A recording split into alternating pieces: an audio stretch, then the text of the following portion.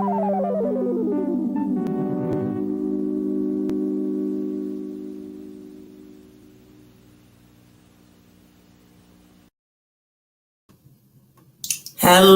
hello, hello. Good evening, everyone, and happy Friday. I am Mayor Pro Tem Tasha Harper-Madison, proud City Council representative of District 1 in East and Northeast Austin. Welcome to another edition of my bi-weekly live stream, Talk with Tasha. We're coming at you every 2 weeks with critical conversations about issues that matter most to you. One issue that matters most to me is food. I am very much a food motivated and driven person, and that's one of the reasons I'm lucky to live in the great city of Austin. We are home to urban farms, farmers markets, grocers, grocery co-ops, HEB, and a world famous food scene that's anchored by iconic restaurants and innovative food trucks, many of which are right here in District 1. It's a great privilege to enjoy this bounty. And I absolutely mean that literally, because despite the growing prosperity in our region, access to food is limited to certain parts, particularly in the Eastern Crescent. Not just access to Michelin star restaurants, I'm talking about access to basic life-sustaining nutrients. Some neighborhoods hardly even have a gas station with 3-day-old bananas. This inequity has cascading effects on health outcomes, on education outcomes, on economic mobility outcomes. The lack of food itself feeds the vicious cycle of generational poverty and marginalization, and it disproportionately affects Black and Brown residents. I've got a couple of guests to help me explore this challenge tonight. First in the show, I'm very happy to welcome one of my newest colleagues, Councilmember Vanessa Fuentes.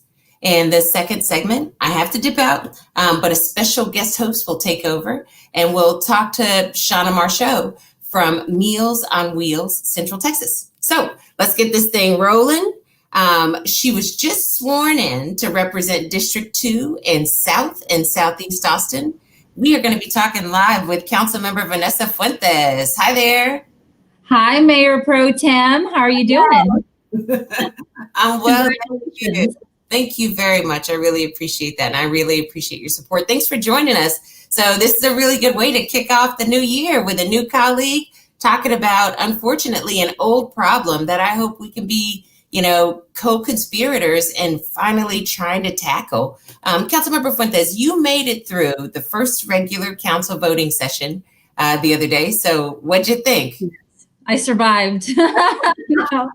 No, honestly, I felt I have a great team, Jessica Coronado, Larissa Quintana on my team. So I felt very prepared, and thank you to the colleagues for helping me and kind of setting expectations. And I felt very good, and honestly, just excited and thrilled to have the privilege to represent my community. I really appreciate having you around. It's already felt awesome, and a lot of folks don't recognize this, but, you hit the ground running. You were working before you even raised that right hand. So I know that, we're going to tackle so many of these issues. And, food scarcity is the one that we're talking about in particular today. It's a big issue in my district. It's a big issue in your district. But before we get to that, what are the other priorities you're lining up to knock down in District 2 in 2021? Yes, thank you, Mayor Pro Tem. Similar to you, part of my focus right now is ensuring that we have equitable vaccine distribution to help our communities. We know that the communities that we have the privilege to represent and serve have been hardest hit by the pandemic, both health-wise and economically. And so certainly my focus right now is pandemic relief and response efforts. And then as we move forward, recovery. And so on the health side of things, that is my passion. It's my background. And certainly food access is part of having a healthy life and healthy community, and what makes a community a connected and complete community. So I'm looking forward to digging into what more we can do on the health landscape. I appreciate hearing that. And, it's one of those things where it's it's unfortunate, but our reality is, depending upon which zip code you live in the capital city of the great state of Texas, it absolutely affects your outcome. So these are conversations we can't stop having until we tackle it. So give us a 30,000 foot view of what food access looks like in District 2. Yeah, I mean, you teed it up so well. Right now, your zip code determines your life outcome. Here in Austin, we have a significant health divide where it's tied to our life expectancy. Those of us who live east of 35 have, on average, a life expectancy that is between 10 to 20 years less than those who live west. And that type of disparity is significant, and that pandemic has just magnified it. And so part of the work that I did before I got to council was around food access and organizing our community. We have pockets in the Eastern Crescent that are technically classified by the USDA as food deserts, meaning that folks don't have access to healthy food options, and they have to resort to getting food from their convenience store or from a chain, a fast food chain. And the fact of the matter is that certainly does not help our residents or neighbors in making the healthy choice, because the healthy choice isn't the easy choice, isn't the convenient choice. And so it's often cheaper and easier to eat unhealthy foods. We have to do more to increase access, because so many in Austin have that access, but it's very clear that there are many that do not. And so, for example, in Del Valle, an area that I represent, that I partially represent, there are food deserts, and the Del Valle community has been organizing for years, for a decade. And my predecessor, our former mayor pro tem, Delia Garza, was very passionate about addressing food access and bringing a grocery store into the Del Valle area. And so I am carrying on that torch to see, how quickly we can get there. HEB, if you're out there listening, come on, break ground. Let's bring an HEB to Del Valle. But also recognizing that we can't wait around. And if a retailer isn't willing to break ground based on their business model, then we as policymakers have to move and act quickly in addressing the immediate need. Absolutely. And, you couldn't have teed it up for me better. I, prior to my time on council, watched Mayor Pro Tem and Councilmember Garza fight like hell to get a grocery store. And, and she continued the fight, in my first couple of years on the dais. And, the simple solution, you made reference to that, the ease or lack thereof would be to tell HEB to open a grocery store in X or Y location. It really isn't that simple, obviously, so what tools are you unpacking from your toolbox to ensure that people have access to healthy food? I know that, what we have to do is make certain that we're open to options A through Z, because we have to bring all the options to the table to make certain that people are getting what they need. Right. I mean, what I'm looking at right now is an innovative model, bringing a grocery store co-op model to the area that really builds in that community power and invests in building that community pipeline. And so I think there's a way for us to get there. And our former Mayor Pro Tem Delia Garza, one of the last initiatives that she worked on at the end of her term, actually expanded the tools that we had available so that we could use our CDBG, or Community Development Block Grant dollars, to use them on food access. And so now we have a new funding tool that we can utilize in getting a grocery store co-op. And it's going to take coordination, and it's going to take partnership, not only with the city, but with our county. So we're in talks with our county counterparts, and seeing if there's a way where they can come to the table with publicly owned land, and perhaps the city comes to the table with the building and the infrastructure.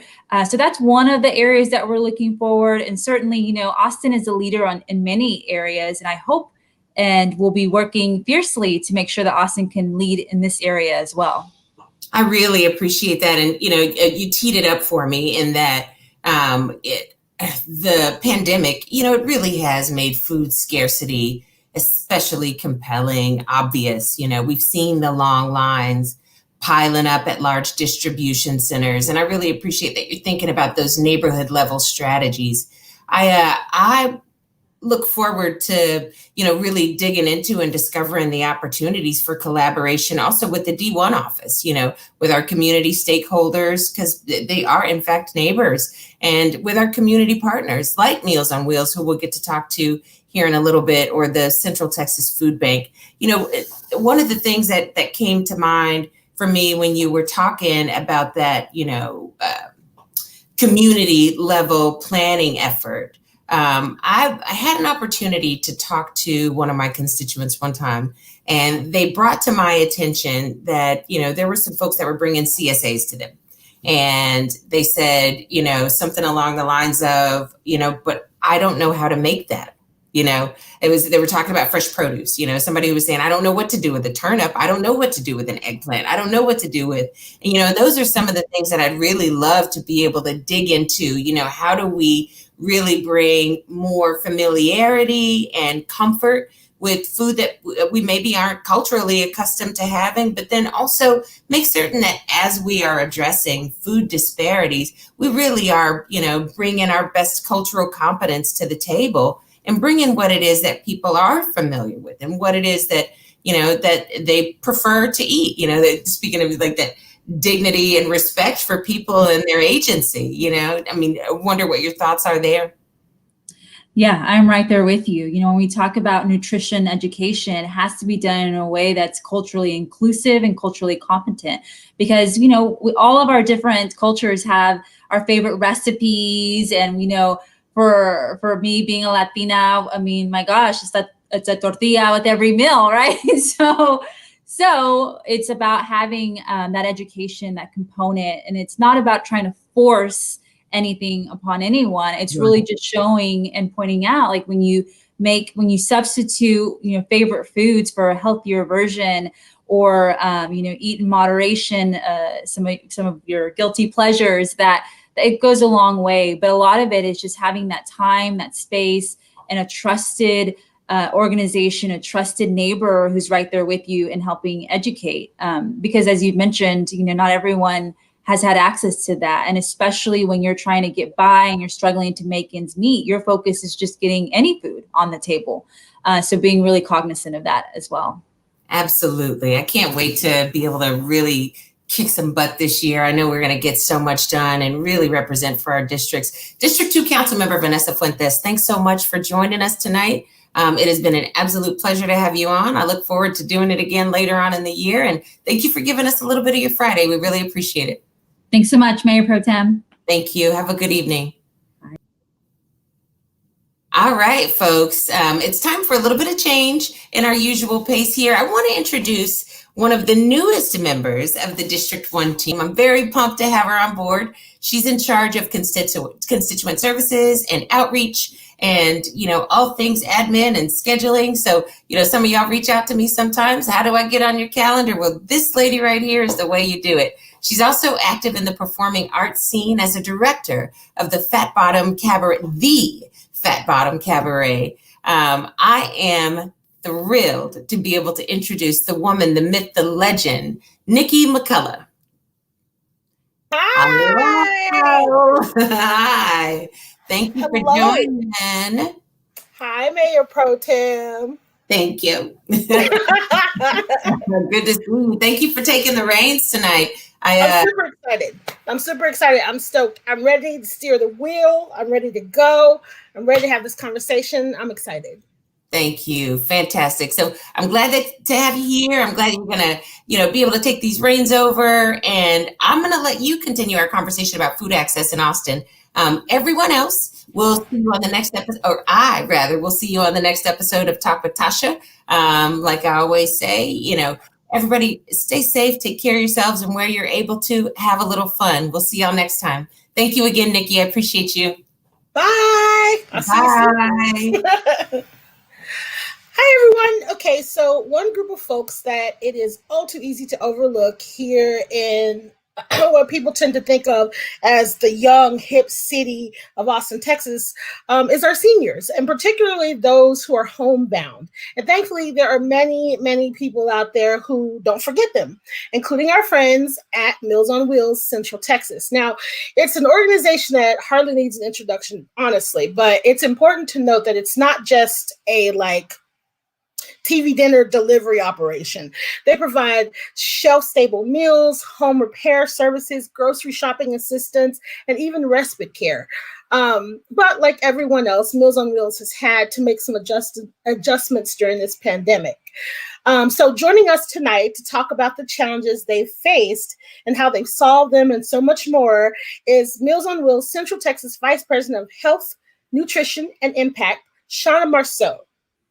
Hi, Nikki. That was such a great introduction. Thank you so much to our agency. I mean, you hit. Thank you for being here. I'm really excited, and I'm going to be honest. I was a little worried I was going to get your name wrong.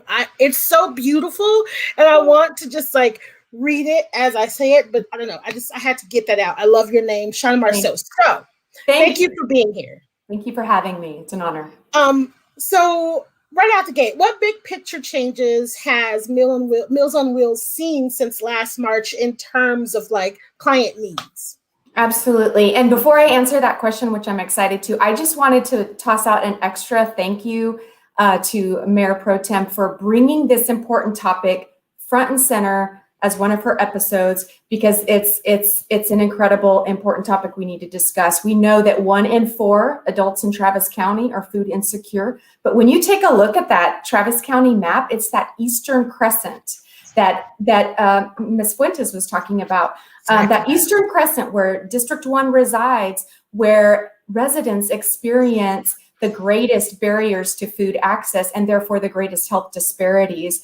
And, there's a strong connection between food insecurity and negative health outcomes. And just like Mayor Pro Tem, we understand this need and this heightened need. And I just wanted to connect, though, who we serve with the residents of District 1. I took a look at fiscal year 2020. I took a look at who we served among our homebound clients, and about 40% of our clients reside in District 1.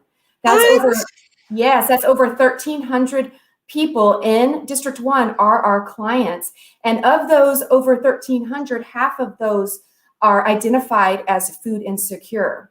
So it's definitely a problem, but I do know that Meals on Wheels Central Texas does make an impact in this number, because I then took a look at fiscal year 2019, and of the new clients that came on board from District 1 that were identified as food insecure, 1 year later, 2 out of 3 of them improved. So I know, yes, awesome. That is awesome. That's huge. That is huge. We are part of the solution. On the back for that. Yeah, we're part of the solution, and just grateful to be part of the conversation. So I had to get that out at the beginning. So thank you. No, I'm glad that you did. I was born and raised here, and so I know exactly what you're talking about. And I remember Meals on Wheels being such an integral part of just feeding people in our community since I was younger. So, I'm really glad that you had those numbers out there. So now I'll let you answer the question. Yes. So, and for the constituents, you're right. We don't need much of an introduction, but it's homebound older adults, people with disabilities that we provide life-sustaining services to, so they can age in place, live in their home independently with dignity. And we all, Nikki, you know people, I know Mayor Pro Tem and everybody watching, we all know someone who reaches a point in their life where physical mobility becomes a challenge. And that in itself makes access to food hard. But when you couple that with low income, food insecurity, and managing multiple chronic conditions that require dietary intervention, it just compounds the problem incredibly. So yes, we had to pivot. We serve a few thousand clients. We have several thousand volunteers and over a dozen distribution sites. So when the pandemic hit, we had to pivot a large, complex operation in a way where we reduced the contact as best we could to keep our clients, volunteers, and staff safe to mitigate the spread of COVID-19. So what we did was we went from a daily delivery of medically tailored meals to a bi-weekly delivery of providing 10 meals, a mixture of frozen meals and shelf stable every 2 weeks by our dedicated and committed volunteers that haven't left our side, which is we're so grateful for. And you know what, Nikki, we have not missed a meal throughout this entire pandemic. We have not missed a meal. And it's attributed to those fabulous volunteers because we could not do our work without them. I can't. I First know. of all, I want to just really quickly go back to what you said when you were talking about it, and you said with dignity. And I just want to kind of narrow in on that, because a lot of times when you're talking about, you know, underserved communities, that dignity part of it is a really, really, really big part of it that we don't talk about. You know, there's a sense of like pride and not wanting to ask for help or not knowing where to go. And so the fact that you put that into your description is it really stood out to me for sure. Absolutely. We're proud of it. It's part of our mission. Absolutely. So you guys have not missed one meal. We have not. We have not. And so listen to this, though. On those delivery weeks, we deliver more than 26,000 meals to the community. And since March, we have delivered nearly 800,000 meals since the pandemic began. So it's really a testament to the volunteers, because we could not have done this without them. So thank you if they're watching. Hopefully they will, because it's incredible work and dedication they have. That's incredible. Yes. Thank you, volunteers. Takes a village. Right. I want to, and just because I like numbers, I want to repeat what you said. 26,000 meals, and since March, 800,000 meals. Is that correct? Yes, the delivery weeks, we deliver more than 26,000, and we're getting per week. And we're getting close to 800,000. So we're almost 800,000. I look forward to when we serve 1 million, which will be coming soon. Oh my gosh, I am just loving everything I'm hearing. So now, how have you guys balanced the need for social distancing with the client's need for social interaction? Because I volunteered for Meals on Wheels years ago, and a big part of it, and really honestly my favorite part of it, was the chatting and the talking and getting, you know what I mean, like getting to know them and talking about what they've been doing. So how have you guys balanced that need? That's a great question, Nikki. And you're right. We don't just nourish the body with our medically tailored meals. We nourish the spirit of everyone we deliver to. It's that human connection at that door, the smiling face, the person that cares, and often is the only person our clients see all day. And that was before the pandemic. So now, in this world of socially distanced environment that we must follow, the social isolation is something of a concern. However, I do want to say that social isolation, research continues to show that in itself has negative effects on physical health. So we're always looking at innovative ways to provide services to our clients, and we were able to do so in the pandemic. We started our Care Calls program, which is a friendly phone call reassurance program to some of our clients who are the most at risk for social isolation. Love that. Yeah, we might be getting a new name. It's kind of being coined as sunshine calls. I know, isn't that? I love that. I love that. I do too. Sunshine calls. That's perfect. Yeah, we were aired on KUT recently because we recently collaborated with UT Dell Medical School's Factor Health team to evaluate what a program like this does in impacting the emotional and mental health of those receiving the intervention. So we're going to be seeing those results soon. So it's definitely worth waiting for. So we look forward to sharing that. That is, it really makes me feel good to hear everything that you guys are doing, especially like, I think that Meals on Wheels is kind of one of those things that people know that it exists, but I don't think that everybody understands just how large and wide your scope is and how you cover. I mean, we're talking emotional health, mental health, physical health. You know what I mean? Like I don't know. I'm very excited about this. I'm especially excited about the sunshine calls. I got to be honest. But we need more volunteers for it, so it's a great way. That is a great segue. But I was gonna ask you that. Like, has getting volunteers been difficult? Has it been a challenge this year? And how can people volunteer? Good question. Also, so again, we have an incredible volunteer community of almost 7,000 volunteers, and We cannot do our work without all these amazing people. So, and again, that's why we haven't missed a meal during the pandemic. But it is true with stay-at-home orders in the middle of a pandemic, it can affect volunteer involvement, and we understand that. And I actually learned from our volunteer team that District 1 is one of the areas where we have a deficit in volunteers. So I actually would love to use this as an opportunity to reach out to the District 1 constituents of Mayor Pro Tem to inquire if you're able to and you want to help neighbors in need, and you want to do so in a safe, socially distanced way. Please visit our website and navigate to our volunteer page and fill out a form. I've seen our website pop up at the bottom. It's mealsonwheelscentraltexas.org. We'd be happy to help, but we could also use not only for the care calls or sunshine calls, but also for our meal delivery program. We have set it up in a way that it is a very low risk activity. Our volunteers pull up and they never get out of their car. We load their trunk. So it's kind of a curbside pickup. And then when they're out delivering the meals to our clients, we have protocols in place where it's delivered in a very socially distanced way while still getting eyes on the client. That's okay. So that's fantastic. All right. Now, District 1, you have heard we're in need of volunteers in our area.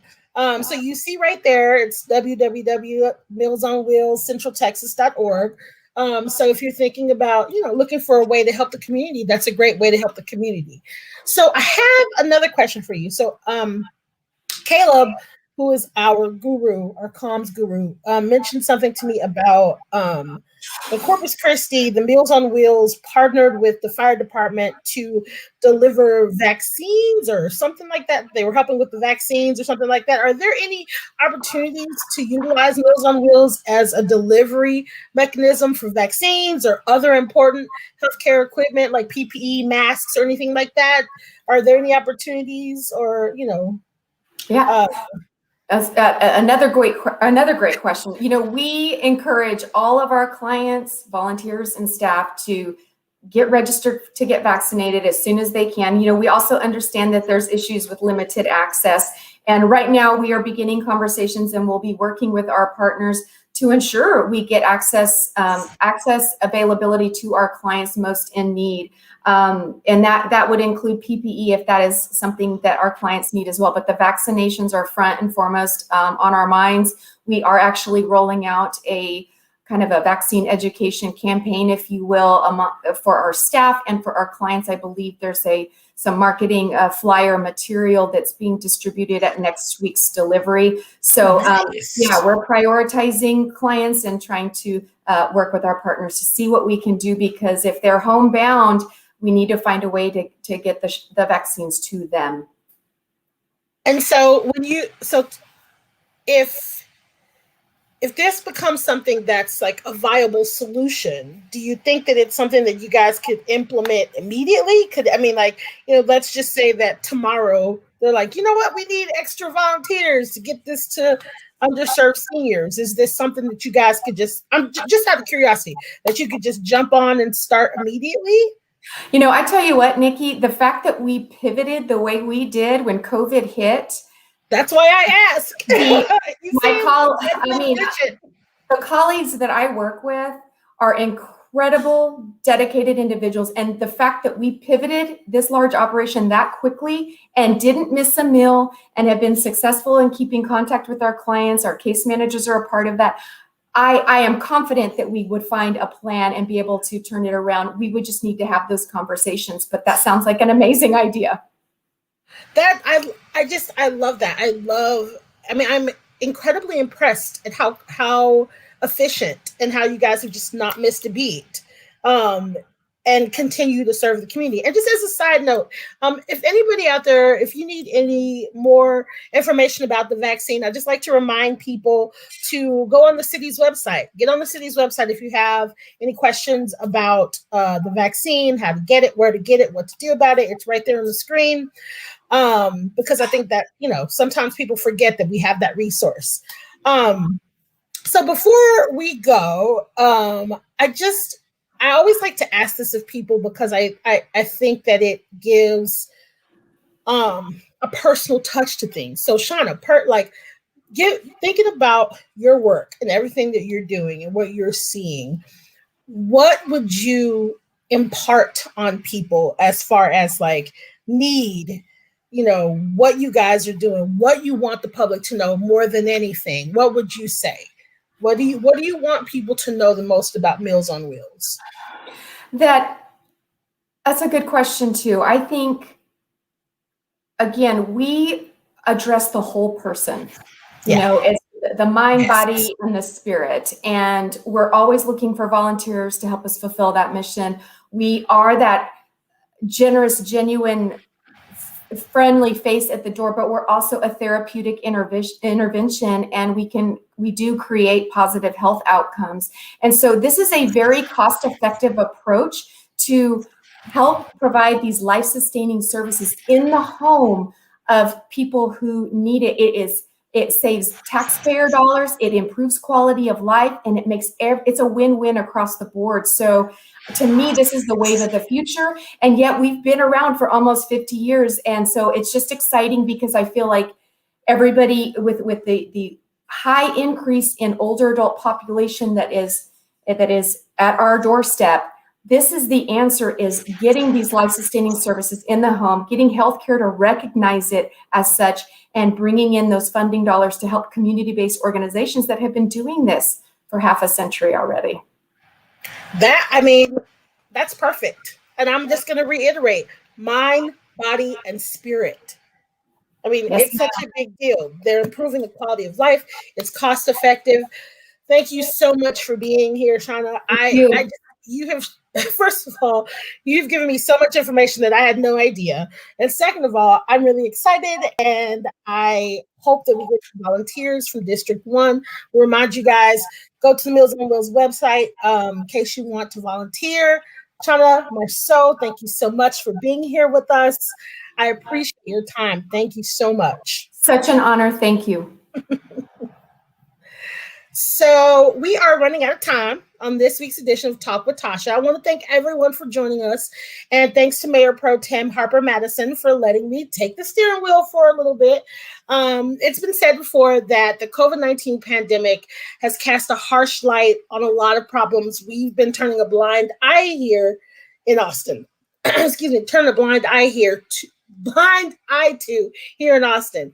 The Mayor Pro Tem and the District 1 team is dedicated to resolving those problems, and we want to do that with your help. Now, remember, you can always reach out to the office with any questions, concerns, complaints, or suggestions. Just email us at district1@austintexas.gov. It's right there on your screen. That's district1@austintexas.gov. And your luck, because I personally check that inbox myself, and we'll make sure whatever issues that you have will get addressed. I try my hardest to get back to you in a timely manner. So please, please, please, anything that you want to tell us, any concerns, I can't stress it enough. District1@austintexas.gov. Now, in the meantime, the Mayor Pro Tem will be back here in 2 weeks for the next installment of Talk with Tasha. My name is Nikki. Until then, stay safe, stay healthy, and try to have some fun. Have a good weekend, y'all.